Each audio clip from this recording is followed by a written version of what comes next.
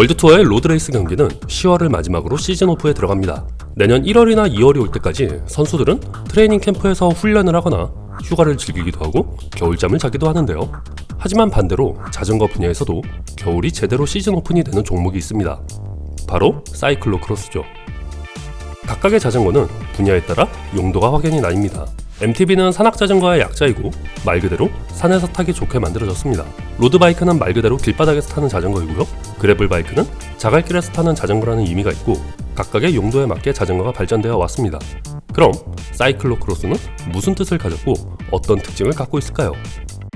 사이클로크로스는 프랑스어 시클로에 영어 크로스컨트리가 합쳐진 단어입니다.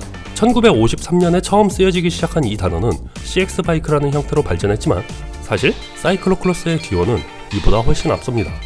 사이클로크로스라는 단어가 생기기 이전에는 자전거의 스티플체이스라는 단어로 주로 불렸는데 지금의 육상이나 경매에서 사용하는 뜻과 같습니다.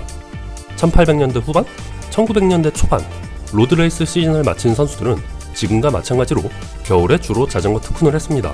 트레이너를 통한 전문적인 트레이닝보다는 야외에서 비포장길을 달리며 훈련을 했는데 동네와 동네 사이, 눈이 덮인 길과 농장의 펜스, 논밭을 넘으며 자전거를 탔고 사이즈가 큰 장애물은 자전거를 들쳐오며 달리기도 했습니다. 스티플에는 첨탑이란 뜻도 있는데 주변을 둘러보면 저쪽 마을의 첨탑 말고는 주위에 아무것도 보이지 않아서 그 첨탑을 기준으로 닥치는 대로 달렸다 해서 붙여진 이름이기도 합니다. 어쨌든 자전거 선수들의 겨울철 야외 훈련이 당연시되고 이를 구경하는 사람들이 많아지다 보니 1902년 프랑스에서 처음으로 사이클로크로스 경기가 열리게 되었습니다. 경기의 기원이 로드 자전거에서 시작되다 보니 그냥 로드 자전거를 타고 경기에 나오는 게 일반적이었는데 사이클로크로스의 경기 규칙은 일반 로드레이스의 내용과 전혀 달랐습니다. 도시와 도시 사이를 달리는 로드레이스와 달리 사이클로크로스는 약 2에서 3km 되는 서킷을 1시간 기준으로 몇 바퀴 도느냐가 경기의 승리 기준이었습니다. 또한 선수들이 달려야 하는 도로는 말 그대로 진창길이었는데요. 습도가 높고 눈비가 많은 겨울철의 유럽은 진흙탕과 모래, 거친 돌길로 장식되었는데 이런 길을 달려야 하다 보니 로드바이크를 개조해서 나올 수밖에 없었고 그 개조 방향은 지금의 사이클로크로스가 달리는 방향과 같습니다. 일단 길 같지도 않은 길을 달려야 했기 때문에 타이어가 두꺼워지고 프레임과 포크의 클리어런스는 넓어졌습니다. 덕분에 타이어에 묻는 이물질과 진흙들이 주행을 방해하는 일은 없어졌습니다. 그런데 클리어런스를 넓히고 보니 브레이크를 다는 게 어려웠습니다. 그 당시 로드바이크에서 주로 사용하는 센터풀 브레이크의 제동력도 별로 마음에 안 들었고요. 지금에야 디스크 브레이크로 통일했지만 예전에 사이클로크로스에서 주로 사용하던 브레이크는 캔틸레버 브레이크입니다. 캔틸레버 브레이크는 제동력도 강했고 수리도 간편했습니다.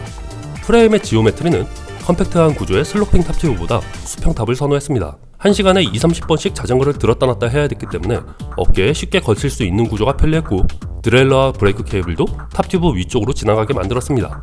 또한 자전거를 타고 달리다 보면 갖가지 장애물을 넘어야 했기 때문에 비비 높이도 일반적인 자전거보다 높여야 했습니다. 프레임의 지오메트리뿐만 아니라 부품의 선택도 매우 중요해졌습니다. 캄파놀로의 드레일러가 세상에 선보이기 이전에는 당연히 싱글 기어가 최고의 선택이었고 기어가 있다 하더라도 더블 체인링보다는 싱글 체인링을 선호했습니다. 앞드레일러와 시프트 레버가 없으니 무게도 줄일 수 있었고 체인 텐션도 줄어드니 체인이 빠지는 일도 적었습니다. 타이어는 두꺼웠지만 핀치 플랫을 막기 위해 튜블러 타이어를 주로 사용했습니다. 림의 프로파일은 두꺼운 편이었는데 이는 공기 저항을 줄이기보다는 진흙에 빠졌을 때 림이 진흙에 덮이지 않게 하기 위함이었습니다. 핸들바도 로드 자전거에 비해 높은 편이었습니다. 공기 저항을 줄이는 것보다 똑바로 컨트롤하는 게 더 중요한 일이었으니 당연합니다. 브레이크도 후드 레버를 잡기 어려우니까 로드바이크의 보조 브레이크로 주로 사용하던 탑마운트 레버가 선수들 사이에서 유행했습니다. 어쨌든 사이클로크로스가 성행함에 따라 자전거와 부품의 개조는 거듭되었고 따라서 정신나간 자전거들이 계속 생겨났습니다. 여기서 문제가 생기는데 사이클로크로스의 자전거 개조 방향이 너무 레이스에 집중하고 장애물을 극복하는 형태의 자전거가 되다 보니까 일반적인 소비자가 쉽게 지갑을 열 만한 형태의 자전거에서 점점 멀어지게 되었습니다. 이제 여기쯤에서 돈이 멀어지는 냄새를 맡은 UCI가 개입하게 됩니다. 핸들바의 넓이는 50cm를 초과하지 않을 것, 타이어의 두께는 33mm를 넘으면 안되고 스터드나 스파이크 같은 게 있으면 안됩니다. 휠에는 최소한 12개 이상의 스포크가 있어야 했고요. 자전거의 무게는 6.8kg 이상의 무게여야 했습니다.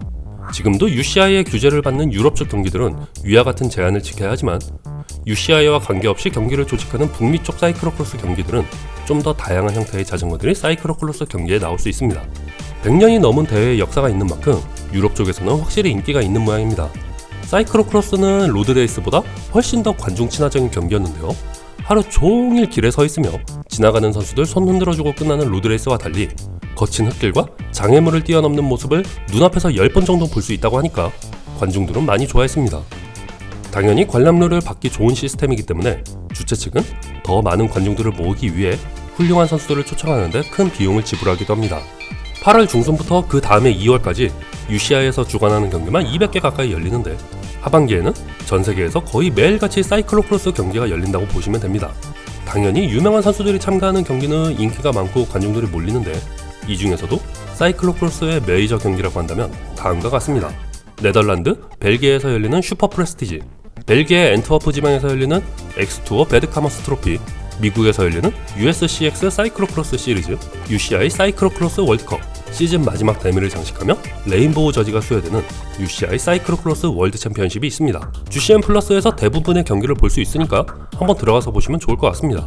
사이클로크로스의 재밌는 점은 MTB나 로드, 트랙 종목과 달리 사이클로크로스 전문 선수가 희귀한 편입니다. 이유는 다들 짐작하시겠지만 평소에 로드나 MTB 같은 종목에서 달리는 선수들이 시즌 오프 기간에 사이클로크로스에 참가하는 편이고 사이클로크로스로 시작한 선수들도 나중에 로드나 MTB 같은 종목으로 전환하게 됩니다. 또한 사이클로크로스는 자전거 분야에서 올림픽에 포함되지 않는 몇 안 되는 종목이기도 합니다. 경기가 주로 열리는 시기는 겨울인데 하계 스포츠에 들어갈 수도 없고 빙상이나 설상에서 펼쳐지지 않는 스포츠이기 때문에 동계올림픽에 들어갈 수도 없기 때문이죠. 덕분에 사이클로크로스가 열리는 유럽 지역이나 북미를 제외하고 다른 나라에서 사이클로크로스는 산악자전거와 궤적을 함께하는 경우가 많습니다.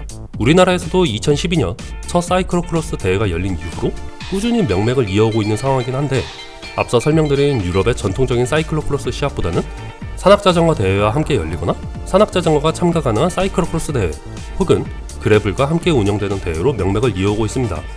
나름 100년이 넘는 대회 역사를 가진 자전거 종목인 만큼 겨울에 트레이너 돌리면서 간간히 봐주면 확실히 재미있는 경기이긴 합니다. 올해의 UCI 사이클로크로스 월드 챔피언십은 2월 4일 네덜란드 후거하이드에서 열린다고 하니까 UCI 공식 유튜브 채널에서 함께 보시면 재밌을 것 같습니다. 자, 여기까지입니다. 오늘도 즐거운 라이딩 하세요. 감사합니다.